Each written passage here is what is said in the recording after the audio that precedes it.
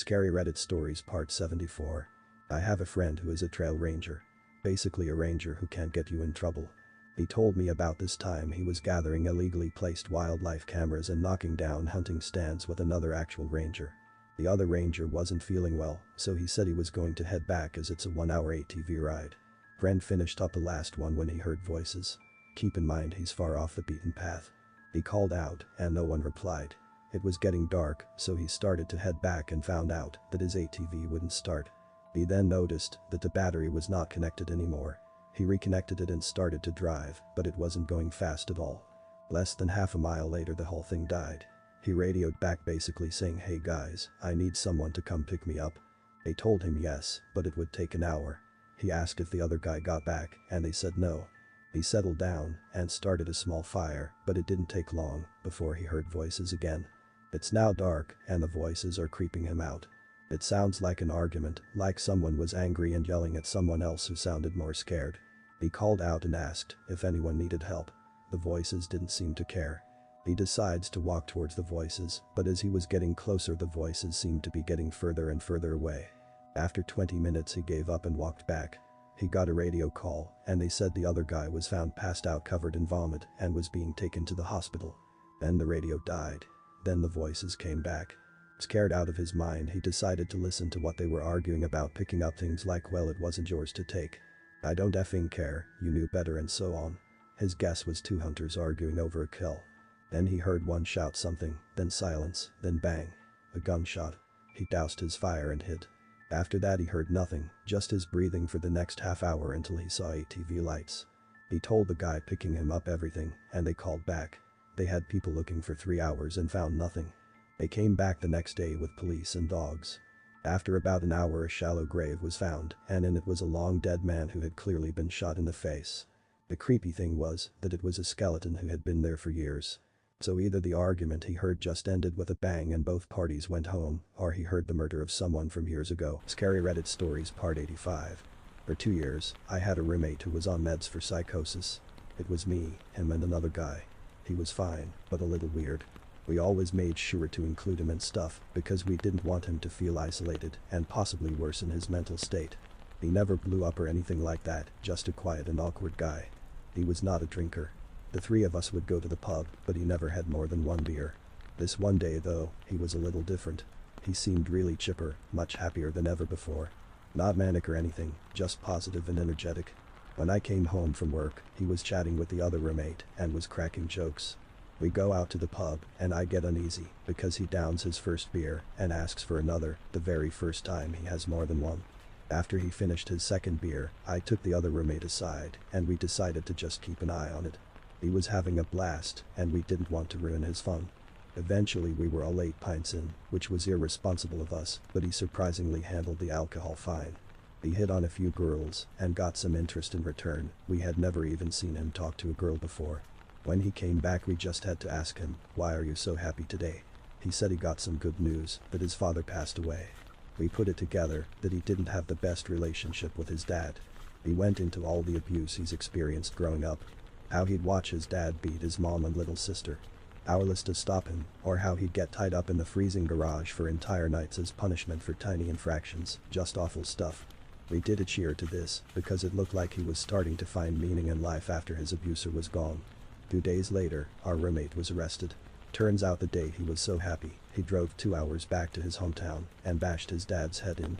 The worst part is everyone came out to say that the abuse never happened, including his mom and sister, because he was apparently saying these things to the police. The story made some waves in our state as well, with the court concluding that the abuse probably didn't happen. Scary Reddit Stories Part 81. When I was 7, I was attending a camp that had a very large staff exchange program with many different countries. One of the counselors was this weird Russian guy. He could do this crazy, sleep or hold move. It essentially was a strangling move that knocked you out for a few seconds. You came to and were fine a minute later. I saw him do it on a counselor once. The guy was out for about 10 seconds. He was forbidden to do it after that. However, kids got curious and started asking him to do the move. He would do it in secret, but he would increase the severity of his holds, which would in turn keep the kid knocked out for a longer period of time. One day, a camper went missing. He wasn't in his bunk, despite going to bed with his cabin that night. They did a camp-wide search, keeping us all on the soccer field for about 2 hours. The counselors had to start searching the water. They found his body under the sailing dock, completely out cold. He was alive, but very unconscious. He had strangle marks around his neck. Everyone knew who it was. They arrested the Russian guy and deported him back to Russia. Turns out they never even sent an exchange counselor. Nobody knew who he was. Scary Reddit Stories Part 75. I moved back to my hometown for a little while when I was 21. I lived with my parents briefly and then around Christmas time got a job and rented a cheap studio apartment in a really remote area of town. I moved in just a few days before the holidays and only had enough money to get a bed, a couch, and a landline phone.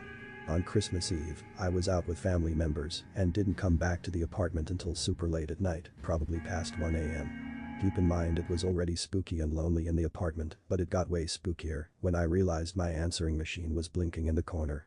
As I stated, I'd only been at this place for a couple days, so I hadn't given the landline number out to anyone yet. The message was about 5 straight minutes of an elderly woman calling out my name, sounding all confused and scared. I have no idea who she was, how she got my landline number, or how she knew my name. It's haunted me for decades. Scary Reddit Stories Part 80. When I was about 6 years old I didn't have any friends because my family was messed up. So there was this 15-year-old girl named Angela next door. I didn't know any better, so when she asked me to hang out with her, I did. She invited me in to play or something, and she brought me into her parents' room. Her dad was an army ranger, or special forces or some shit, and there were a disgusting amount of weapons in that room. She picked a shotgun up and joked about killing me and other people. Me being 6 years old just laughed and thought it was cool. So she then loaded this gun in front of me and showed me how it worked and then pointed it at my face and told me to crawl around her house for literal hours. I crawled around and cried, and she would put the gun in my face and in my mouth and would spook me with other guns and dry fire them at me. At one point she told me to get undressed and I told her I would do it in the bathroom because I was uncomfortable getting undressed in front of people. So I crawled to the bathroom, slammed the door and locked it and jumped out of the window that was about 1.5 stories up. Landed on my face and chipped my tooth. I got away and kept this secret for about 2 weeks from my mom. I didn't know any better. When I finally told my mom she lost it, called the cops, and they went over to her parents and questioned them. I didn't see her for years later until I found out she was admitted to a mental hospital by her parents. Trust Your Gut Feeling Part 98. I used to work in low-income home weatherization. Basically giving free stuff away to help lower electricity and gas bills to people who really needed it. One step in qualifying a home is testing combustion appliances to make sure they're not emitting carbon monoxide into the living space. Because if they are, and we seal up the house we could kill the whole family. During a pre-inspection of a home in the woods on the outskirts of the city, I asked to see the owner's water heater.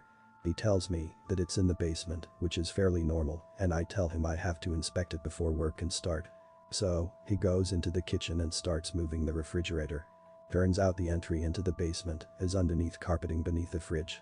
I should note that I went and did thousands of homes over the years and I had never seen such a thing. But, whatever, needs to be done regardless, and so I pull out my flashlight and shine it down the stairs to check out the layout, but really to look for black widow spiders, because I hate black widows. At this point I notice a dead cat, mostly down to a skeleton. Not my favorite sight, but really common in crawl spaces and basements. I take a few steps down the stairs and continue my spider check and notice another couple of small animal skeletons. At this point I start to worry about gas, or poisons, or something equally dangerous, and start looking closer. There are animal skeletons everywhere, at least 10 on a cursory look. Some of them are so degraded I can't determine what they used to be. I also happen to notice that this guy is waiting at the entrance a little too quietly, with his hand on the door. Something clicks in my brain, and I get this immense sense of danger. I'm about 4 steps from the door, being clear to close. I have no partner on the job with me, there's death all around me, and I realize just how hidden the entrance to the basement really was. I note the F out, told the guy I needed extra tools and would be back, and marked the job as non-feasible for health and safety as I was driving away. I have no idea if I was actually in any danger. It could have been completely innocent, but I still remember the adrenaline rush and sense of doom. And sometimes you just don't take chances. Scary Reddit Stories Part 69. This took place in the Australian bush around midnight. I was 17, leading a staggered column of about 60 cadets to our detachment campsite. Due to light discipline rules, only myself at the very front of the group and the other flight commander at the rear had torches on. This was so that any vehicles coming along the trail could see us and so that most of the cadets could maintain their night vision. We were camouflaged up and thus difficult to see at night. As we walked along, I periodically looked to my sides and kept seeing what looked like dewdrops on the ground, almost like tiny blue gems glinting in my torchlight at either side of the road. I had to maintain my position in the formation so I couldn't get a good look at what they were. However, after a while we stopped for a very brief break and I took the opportunity to have a closer look. Walking over to the side of the trail, I spotted a small cluster of the diamonds and focused my head torch on them. Rather than seeing diamonds or dewdrops or anything remotely pleasant, I instead saw a group of about 5 large spiders just crouching in the leaf litter and staring at me. They looked like huntsmen's, which are about the size of an adult's hand. Sweeping my head around, I realized there were thousands of those things. All over the ground, some on the trunks of trees, and everywhere around me, glaring at the light affixed to my head. I had a very brisk walk back to the formation and attempted to play it cool while screaming in my head. Being a massive arachnophobe, I have no effing clue how I managed to set up a tent and spend the next week in that cursed forest. Scary Reddit Stories Part 65.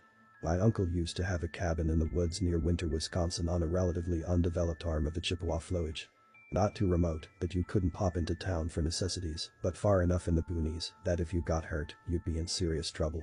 I used to spend time there in the summer tearing through the woods with my 2 cousins. One morning when I was about 10, my uncle woke us up roughly and told us it was time to go fishing. It was still super early and we were all confused because it was pitch dark and who the hell went fishing so early anyway. He hustled us down to the dock where he kept his little fishing boat and quickly launched us into the water and away from the house. At this point we were all getting a little freaked out by the weirdness of the situation. We thought maybe we were being punished because my uncle had gone to chop wood the previous morning and couldn't find his axe anywhere. He'd left it lodged in a stump next to the cabin and accused us of messing with it, which, to be fair, sounded like something we probably would have done. He ended up having to drive into town to buy a new one. He wasn't talking, though. We just sat shivering under a blanket at the bow of the boat while my uncle stared wild-eyed at the shoreline and waved a flashlight furtively ahead of us. We eventually arrived at my uncle's friend's cabin across the lake and tumbled into his house. Our uncle sent us to the loft to sleep and he and his buddy locked the doors and left, not returning until well after sunrise. Eventually our uncle showed up with a truck and trailer already packed with all of our gear and told us it was time to go home. We all thought it was weird that we were leaving the cabin days early, but we were kids, so we just went with it. My uncle was quiet for the whole long drive back to civilization. Many years later my uncle confided to me that the reason he'd hustled us home was because he'd woken up around 3 a.m. to a strange thok sound from outside the cabin. He'd gone out to investigate when a massive jack pine fell directly across the narrow driveway, locking us in. Startled by the noise, he swept his flashlight along the tree line just in time to see a man holding an axe link away into the dark of the wood.